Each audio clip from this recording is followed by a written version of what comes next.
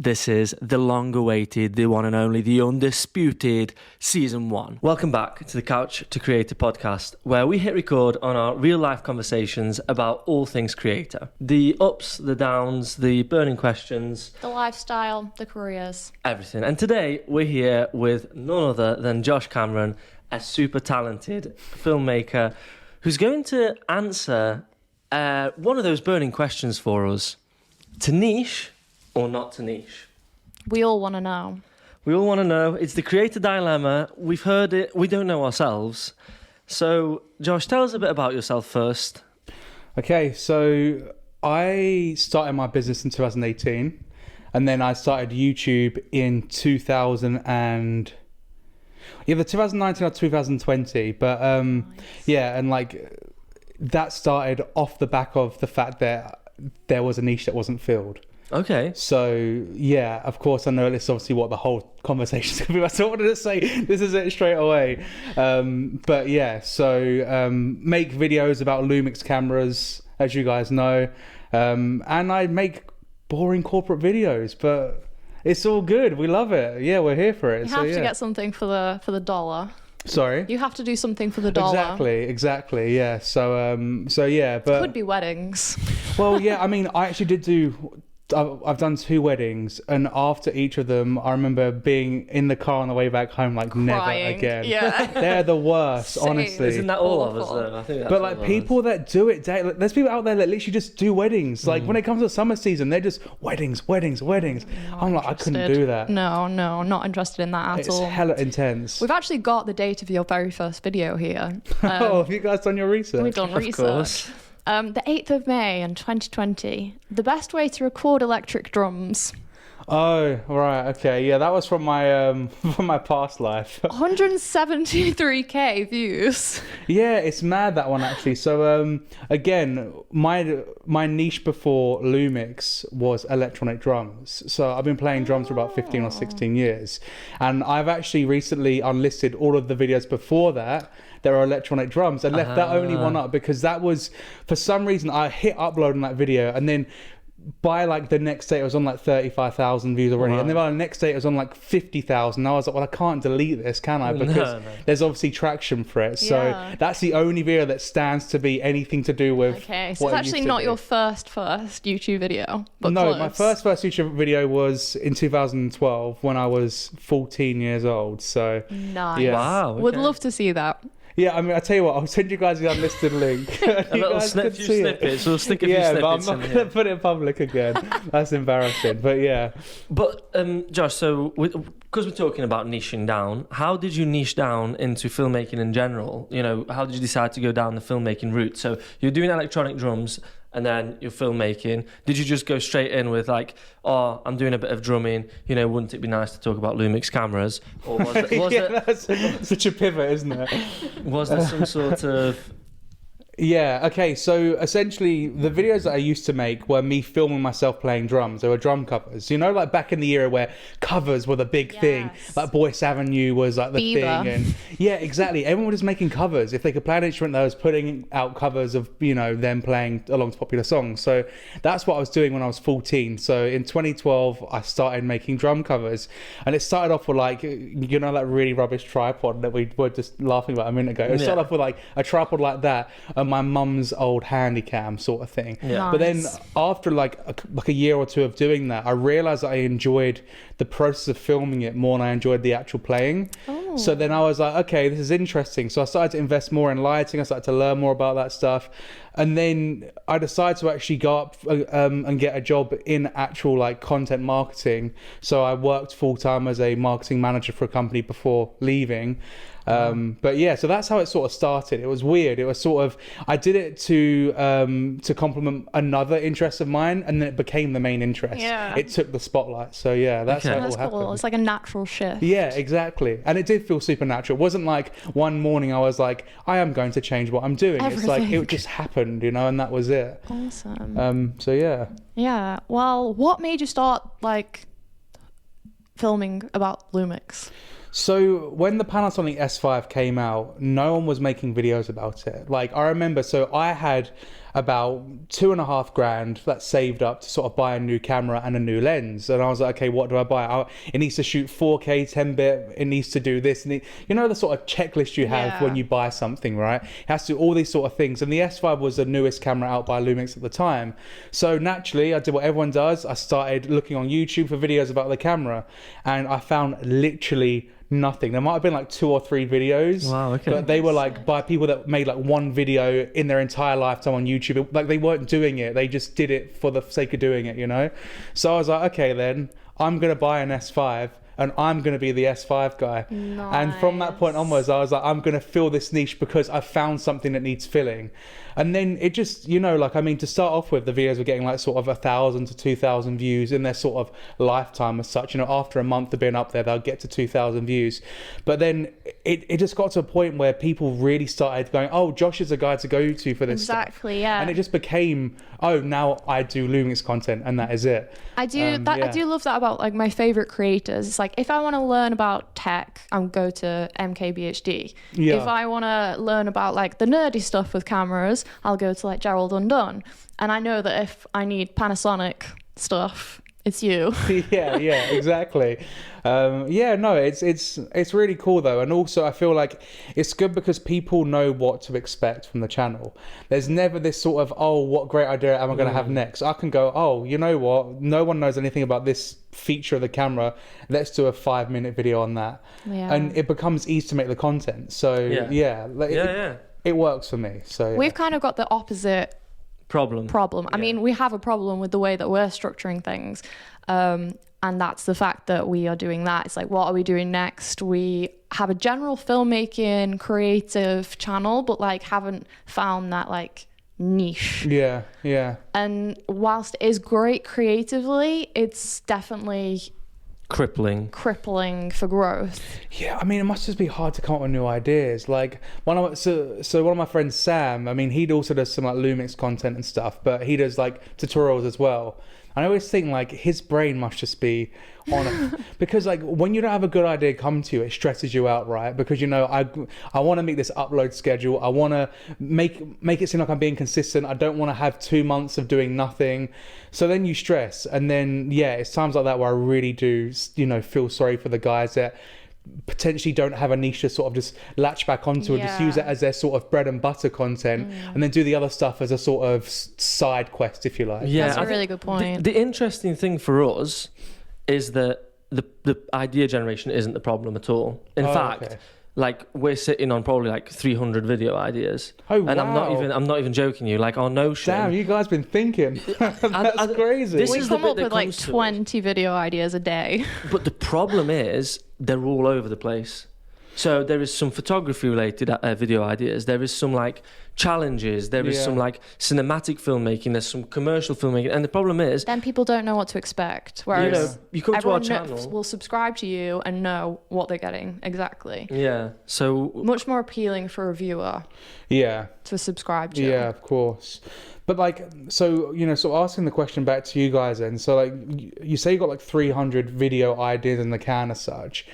How do you go about prioritizing what one to do first? Hype. Like, is there any hype? Pure hype. Like, if we're hyped about it, we'll do it. But it's quite tricky because if we've got an idea and don't act on it within a certain amount of time, we kind of, our hype dwindles. Naturally, right? Because the idea isn't as exciting anymore. Exactly. Yeah. And it seems like, there's so many better ideas that we could do. So, yeah, I would say hype. I think it's clear that our channels are like the polar opposites in terms of to niche or not to niche, and you're definitely winning in terms of that battle. So it would seem that the answer is to niche. And like, I wanted to ask you how much you think that has actually benefited your channel. Yeah, I mean, in terms of growth, I feel like you can grow a lot quicker when you niche down because you're not like, I mean, you've not got one big net, you know, throwing it in the middle of the ocean as such. You've got one small net that's like specifically for a certain type of fish, and then do you see what I'm saying? So it's like generally speaking, your success rate is a lot higher because you're not trying to adhere or meet as many demands from many people, you know? Yeah, Sea Shepherd approves because there's not a lot of bycatch, so it's very sustainable fishing that way, yeah. So much bycatch. But there are caveats to it as well, though, because, you know, you then become so one of the biggest issues my channel has, and I don't really talk about that much, but people come to my channel for as a resource, as a learning resource. They learn what they need to learn, and then they just dash again. Right. So in terms of like recurring viewership, if they learn what they if they learn what they actually intend to learn on that visit, chances are they're not coming back again until they have something else to learn. Okay. So it's one of those sort of catch-22 things where I can guarantee if I put out a tutorial about a Lumix camera, they all get views, but the returning visitors sort of stats and stuff are always quite low because, you know, people aren't I mean, again, I wanted the channel to always be that they're not watching it for me. They're watching it for the education, for the information. Oh, that's interesting. That's actually what you were going for. 100%. I don't like, without sounding, you know, like too, you know, but like it's not about me, you know, like the channel's never been about me. Yeah. It's been about the cameras.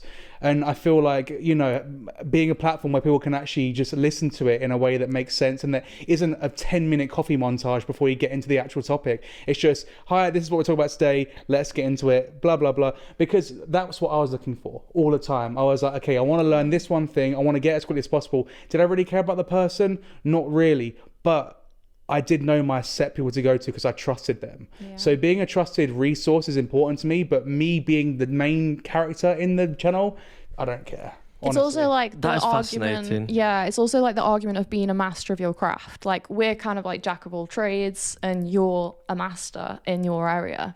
So like people will trust you and you've got that expertise, yeah. But what I think is absolutely fascinating is that we met with another creator yesterday for coffee who literally word for word said the exact opposite about her channel.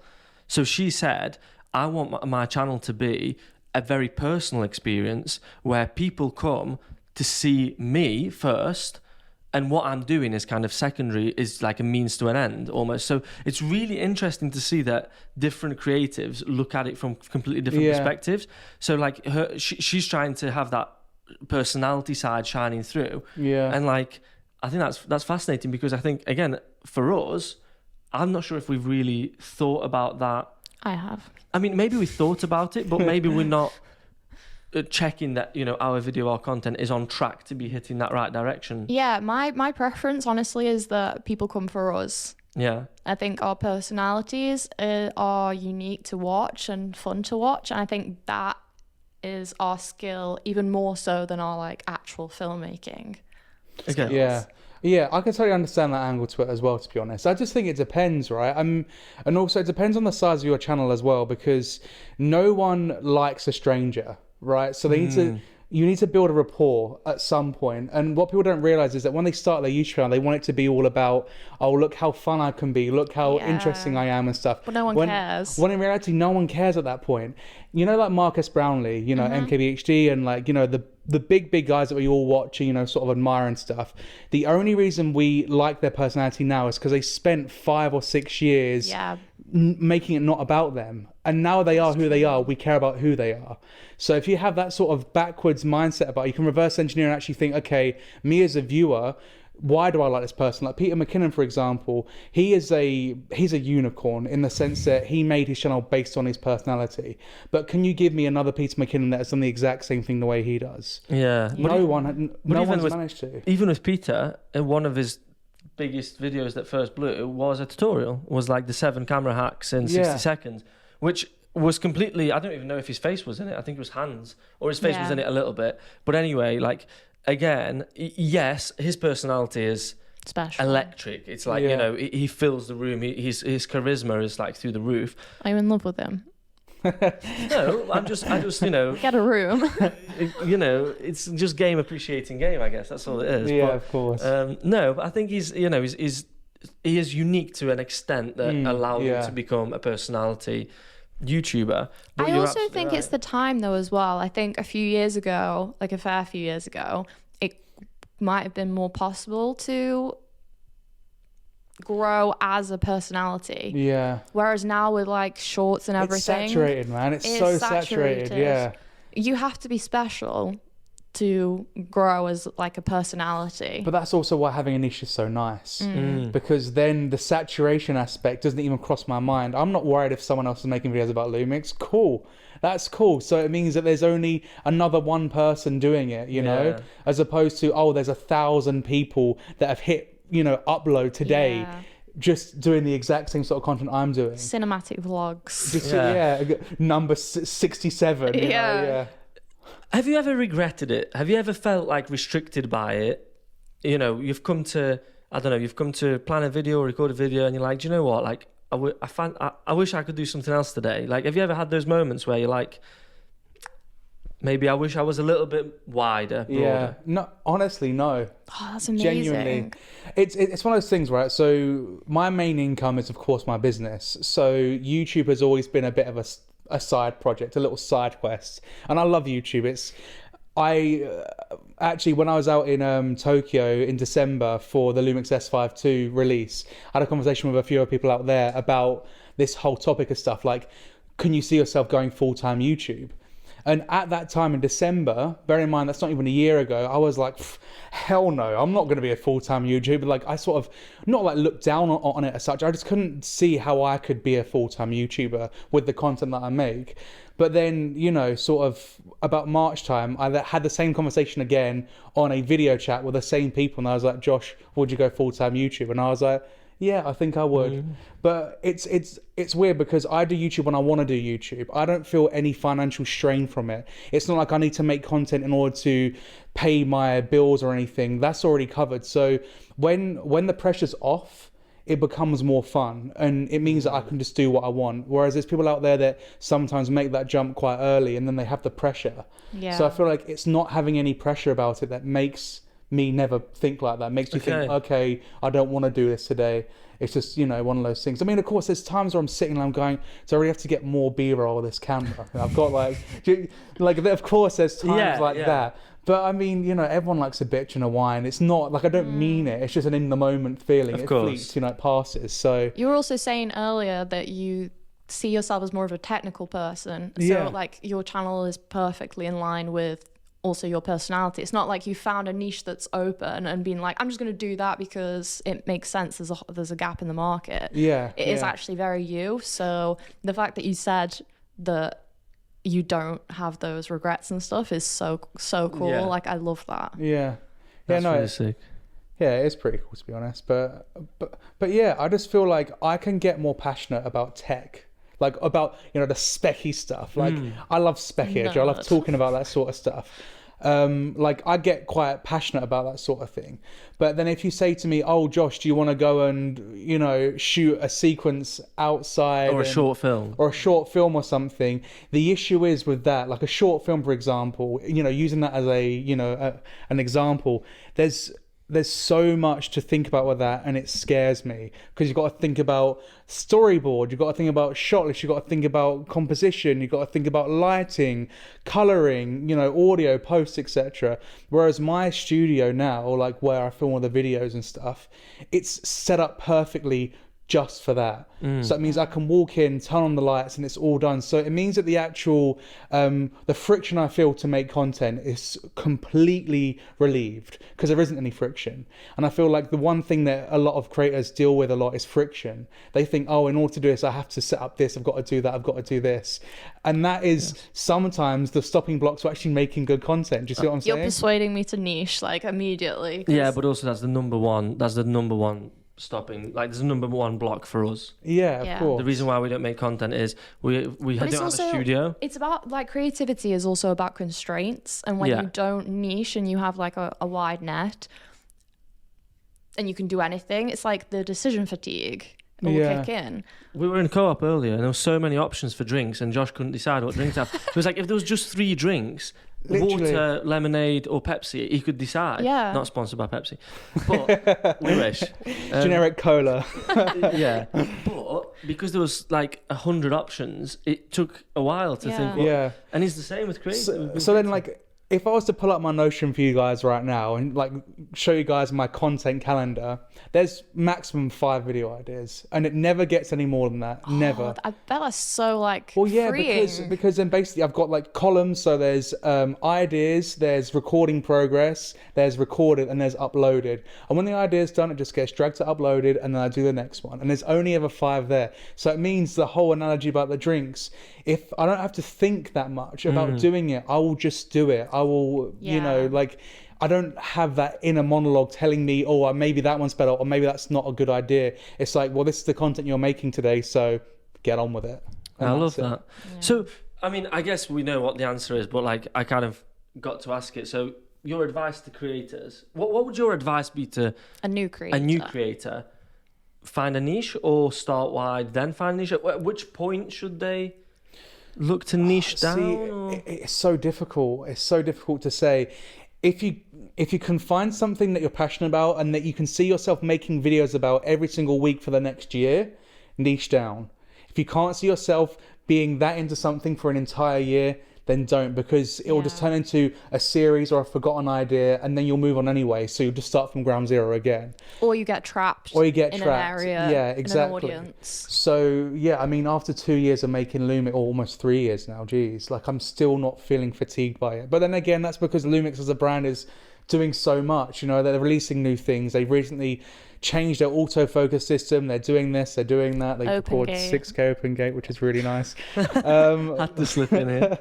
But yeah, so they're doing new and exciting things. However, if it was like another brand that didn't do as much of that stuff, then of course I'll find my sort of roof very quickly. So I guess I was just fortunate. It was a right idea at the right time, sort of thing. I mean, that doesn't answer your question at all. But so like, because the way I'm kind of seeing it is a very individual thing. I think for some people who are maybe they want to start out on the platform, or not necessarily on YouTube as a platform, but Instagram, TikTok, maybe starting out and just dipping their toes in with a broader range of content might be a good idea, and seeing what sticks for them. Well, yeah, I mean, like one phrase that really sticks. So back in my drumming days, I was really into this guy called Mike Johnston, who I'm sure you guys have never heard of. He basically is an educator, but for drums. So he makes tutorials, and how to play drums, right? And he had this one slogan, which is "Embrace the suck." And what he meant by that was, when you sit behind the kit, or when you sit behind and start doing something for the first time, you're going to be bad at it because it's the first ever time you've done it. And I feel like a lot of people sort of, again, roadblock to actually getting stuff done is chasing perfection too much. And when you actually just understand that your first video, when you look back at it, it's going to make you cringe, your second video will make you cringe a little bit less, and then, you know, on and on and on, you realize that ultimately the progression comes without you realizing it. So you might as well just get started, get the crap out of the way, just get the really bad stuff done, and then you can actually start your journey. Like if you guys look at my first ever Lumix S5 video, it was terrible. Like it was shot terribly. Yeah. I mean, I look back at it and, you know, I remember thinking when I recorded it, yeah, that's all right. Nailed it. Yeah, nailed it. But I mean, hindsight is a beautiful thing, right? It's something that you only get in the future, unfortunately. So when I look back at it now, you know, because I've built a setup where I can make so much better content that much quicker, it's now better. So I think my actual point of advice to sort of get back to your question was just embrace the suck. Just do it, you know? Nice. I mean, I think that also ties in really nicely with actually something that really picked me up in the past few days when I was struggling for motivation, and that is a little handwritten note that actually Sam Calder like wrote in little notebooks that we received from when we went to little flex that we met Sam Calder. Oh really? Yeah, when we went to Calder Creative Meetup, and it says, "Keep falling in love with the process." Yeah, and it's like, you know, don't look at the end goal, but just enjoy the journey. And that's like embrace the suck, because ultimately you've got, you know, you're making a video, it might be shy, but your next one's going to be that bit better. And if you can get hyped and motivated by the fact that you're improving that 1% every video, or less or more, then I think that's what really makes you a creator and makes you like, oh, this is what I do. So it's so interesting to hear different perspectives from creators, because when you're in your own little bubble, you kind of feel like, oh, all creators feel this way. And just listening to you, it's like quite different from our experience. Yeah. So it's really interesting. But I mean, that's not to say I don't feel like that, because so I've now recently started doing like mentoring, like consultation for business and stuff. So I do like video calls every now and then. And I had a call, what was it, Thursday of last week. And the guy had only just started his business about a year ago in filmmaking as well. And he said, like, I'm alone all the time. Like, I'm sitting here, I'm in my own head all the time. He was like, do you feel like that?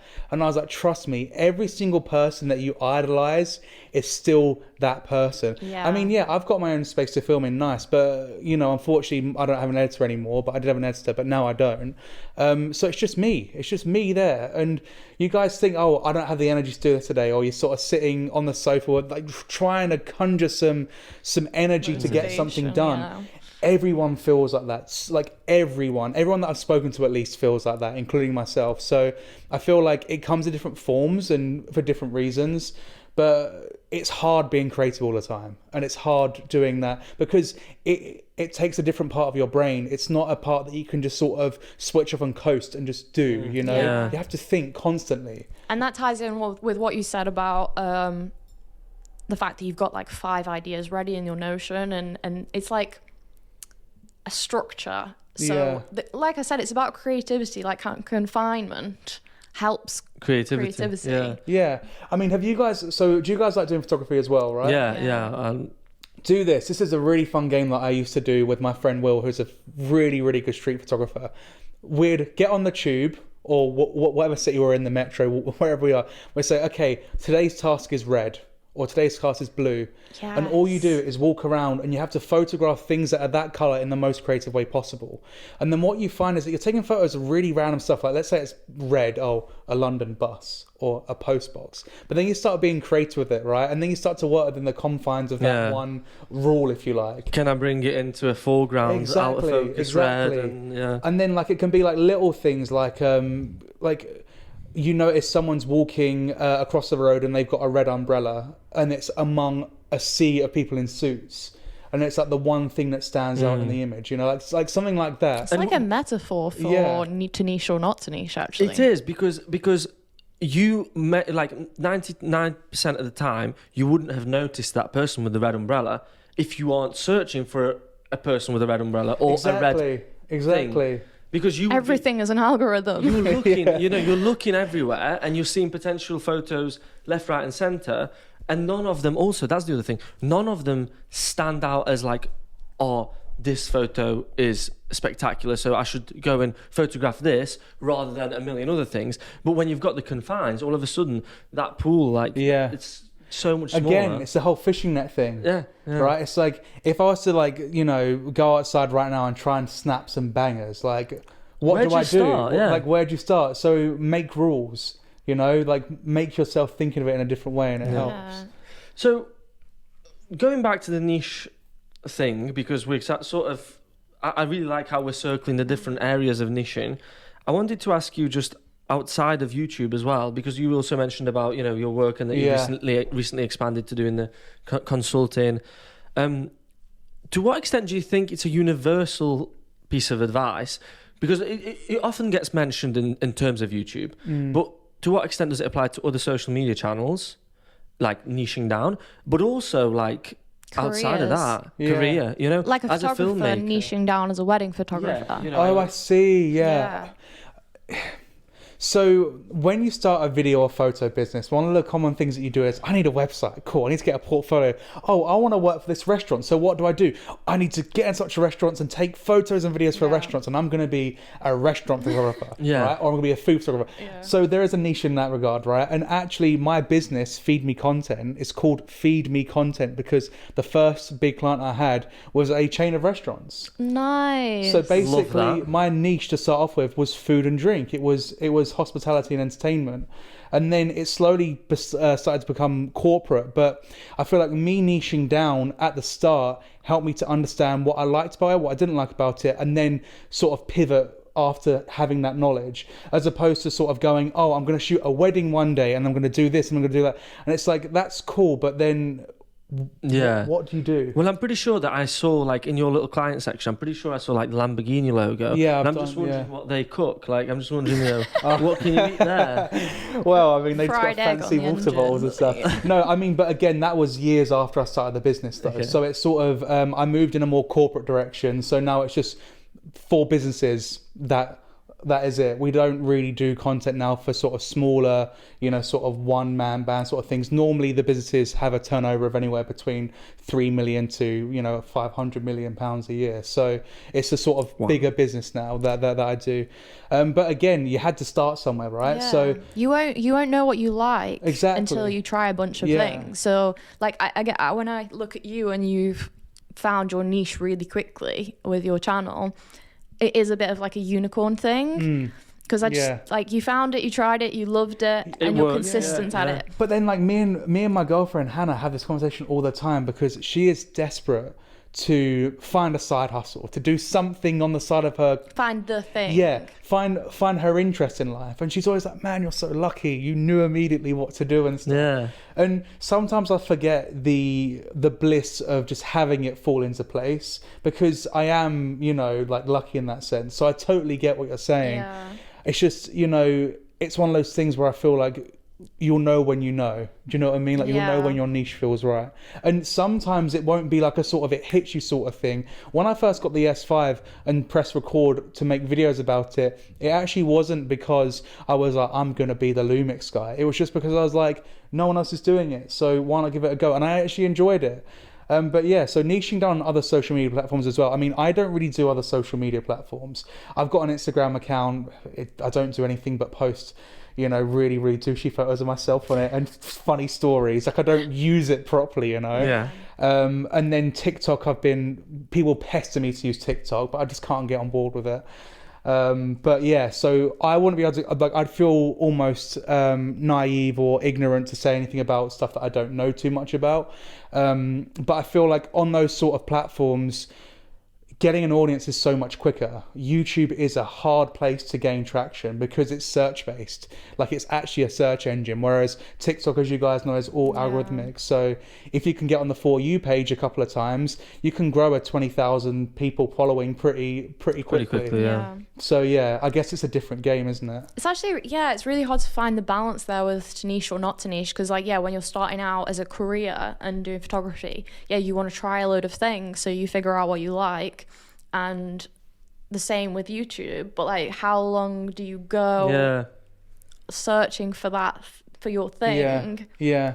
It's a difficult tough, balance. Yeah, definitely. And I think with TikTok and Instagram, I think again, it's like, I do, generally speaking, my advice would be too niche. Like, generally speaking, that would be the rule. There are some exceptions to that, but I think with the algorithm constantly changing as well, it can be like a little bit of a Russian roulette kind of thing of, is this going to do well? You're rolling the dice, and then if you go outside of the niche, you could be rolling the dice in a, like, basically you could be increasing your probability to get recommended on a topic. Yeah. But I think it's hard to say any sort of like hard and fast rules. I had an interesting concept. I thought about it, and I wondered if you as like a brand could create different niches on different platforms. So for example, like, our YouTube could be about filmmaking and our Instagram can be about photography.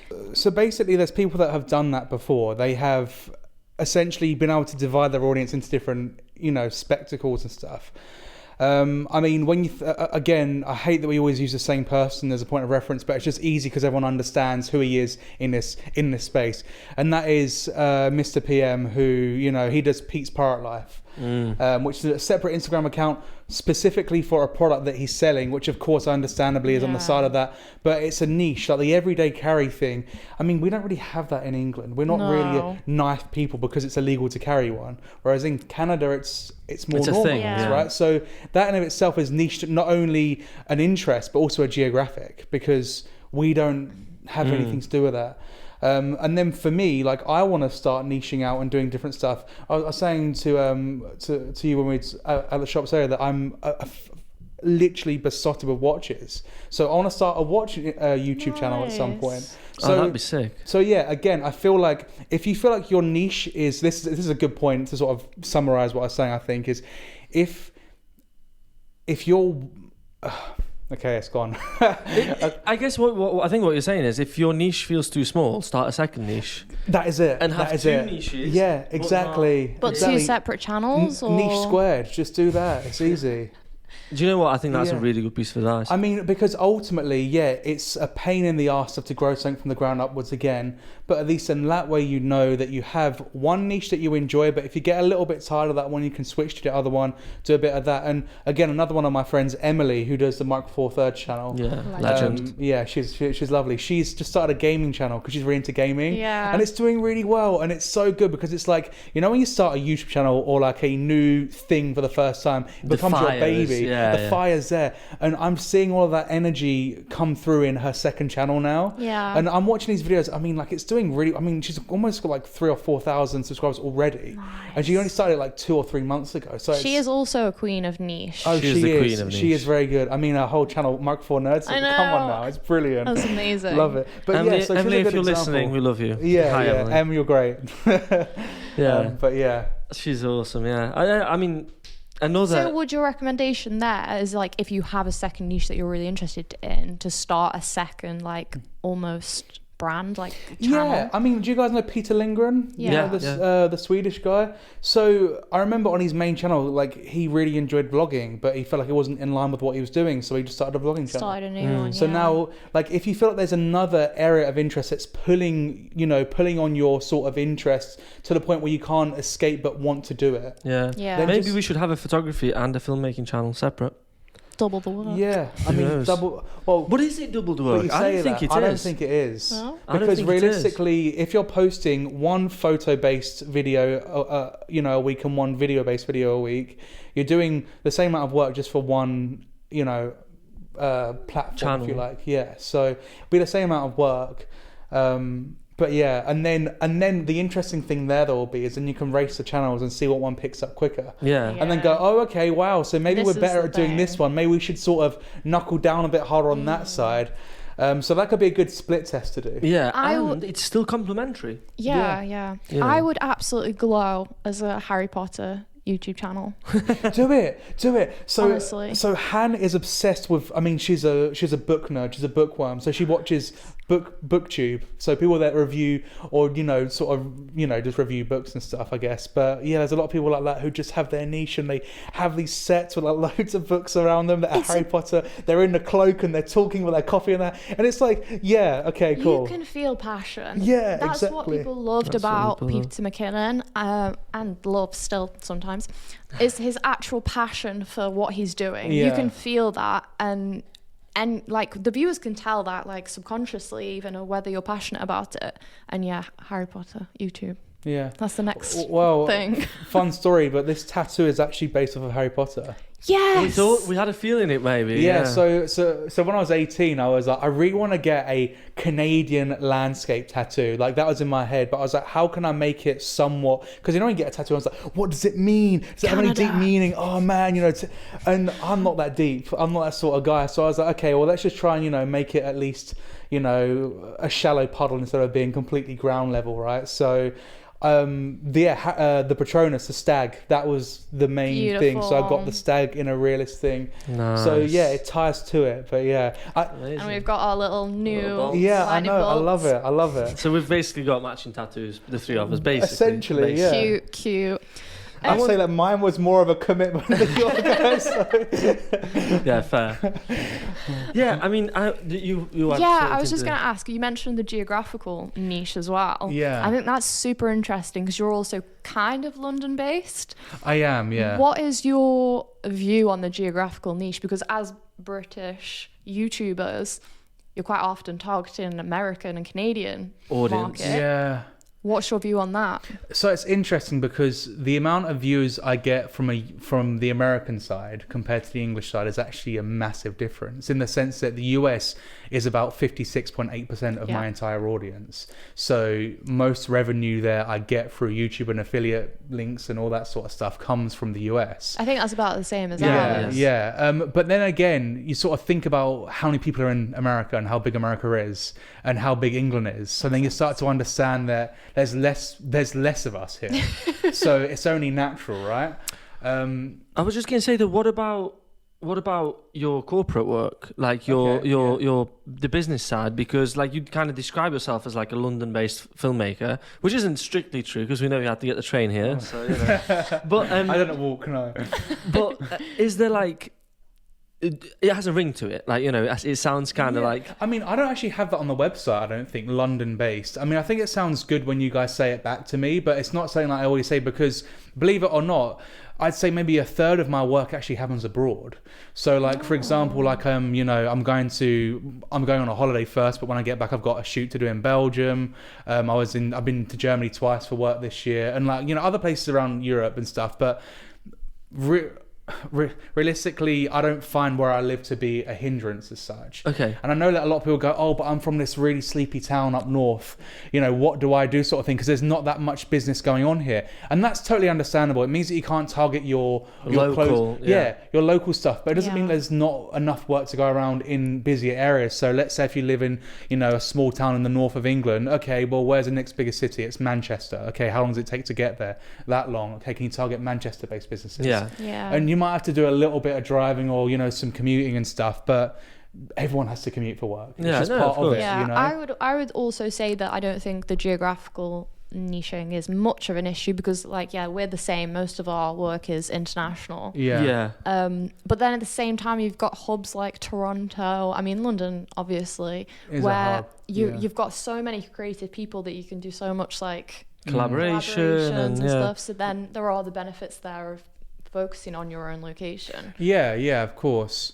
Where I live in a place called West Malling, like, I think I've worked with 80% of the businesses on that high street now. Really? Yeah. Wow. Yeah. Because when I started, I was literally that guy with a camera, a backpack, door to door, and just being like, hey, I'm Josh. This is what I'm about to start doing. If you're interested, let me know, sort of thing. And like really just getting down deep and dirty with it. But I think what people realize is that you start to outgrow your local area quite quickly, in a sense that there'll be businesses that are for it and there's some that are against it. And that's just the way it is. And it's the forward thinking businesses that are quite hard to find. And also what we do for work is such a luxury. Not many companies have a marketing budget to be able to do external video production, if you like. Of course. So understanding that, you know, Deirdre's coffee shop on the end of the street, maybe not, they're has not going to different have needs than Lamborghini. Exactly. They're not going to need that sort of stuff. But yeah, I think that, you know, of course, being local is nice, but you outgrow it. What is your end goal in terms of, like, let's say YouTube, with your niche and stuff? Do you want to expand that niche? You know what? I'm actually in a position where I'm super happy in the sense that, so Lumix recently put phase detect in their newest cameras, which means that it's encouraged a lot of new users, a lot of new footfall to the system. So I feel like I'm sort of in this sort of, you know, Alice in Wonderland perfect sort of situation right now where the demand for the content is only going to grow. Yeah. So I feel like with the demand that comes from Lumix cameras, so does the demand for my videos. So in turn, if I'm doing more of what's popular, i.e. a camera brand that now, I mean, the L-mount ecosystem now, I don't know if you guys heard the rumors, but apparently Blackmagic's next camera is going to be L-mount. Apparently Lumix have also, again, I'm saying this all from rumor sites, I don't actually have any inside knowledge on this, so please take this with a pinch of salt. I'm not too sure if this is the gospel truth or not, but they're also now partnered with DJI for the LiDAR AF technology as well. So basically, I feel like the L-mount is now becoming this system that is going to be an all-encompassing sort of a strong alliance. Yeah, I mean, it's going to be the sort of strong force in the industry because let's face it, the RF mount from Canon, they've not opened it up to third parties now. No. So in order to invest in a Canon, like a new Canon camera, you've got to spend like $3,000 for a bloody 16 to 35 or their 15 to 35, because 1mm makes a massive difference, and you should give us an extra $2,000 for that. And it's literally like something you can like do your biceps with, And again, I'm not trying to sort of slug off other brands here. I think what everyone does is really, really good for the industry. But the point I'm trying to make here is that I feel like this is just a beginning for what's to come for the brand, which means it's just a beginning for what's to come for the channel, you know? Yeah. So you're just at the gates, basically. I'm at the gates, I'm like that guy that sort of got there 20 minutes earlier than everyone else. And I'm I've been here, That's amazing. Yeah, that's ahead of like the bandwagon. Yeah, exactly. Future for the channel is, I guess, if they carry on making cameras, I'll carry on making videos. That's just the way it is. Do you have any like goal, like number goal, subscriber goal? You know what, it's funny because when I reached 20,000, which to a lot of people won't be a lot, but for a lot of people will also be quite a lot, right? No, we think that's incredible. I mean, like for me, I was like, oh damn, that's not bad. But I don't care about that anymore. I've completely. If I upload a video today, guys, and it gets like 500 views, I'm not going to sit there and cry about it like I used to. I just don't. I mean, I never actually used to cry, of course. but like, I wouldn't be upset by it because I feel like I've made my point at this point.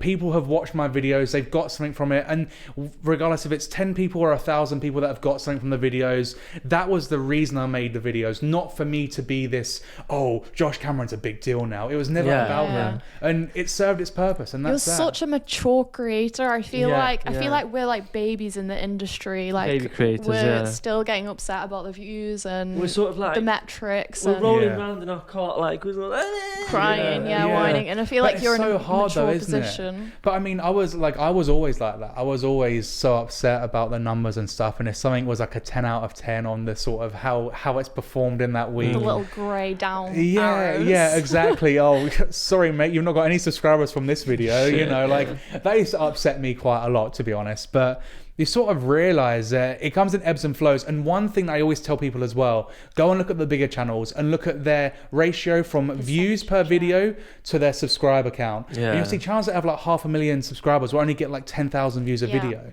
And then you have a channel like mine that has 20,000 subscribers and a video, I'd say my channel average now is about anywhere between 8 to 12,000 views per video, which is insane. Over half. That's insane. So it's like, how can I be upset if a video only gets 3,000 views? It's like, realize that I'm still in a privilege at this point.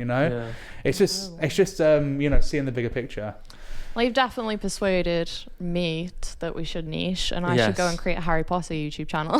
Please do, and I promise I'll be there in the comments like, slay, get this. Love it. Yeah, honestly, that would be really good. I think, so we'll start wrapping up, I think. But Josh, we wanted to ask you, since you are the niche king, to leave our listeners and viewers with one sort of final piece of advice. It can be anything, not necessarily to do with niching, but something that's not like mainstream, a niche piece of advice.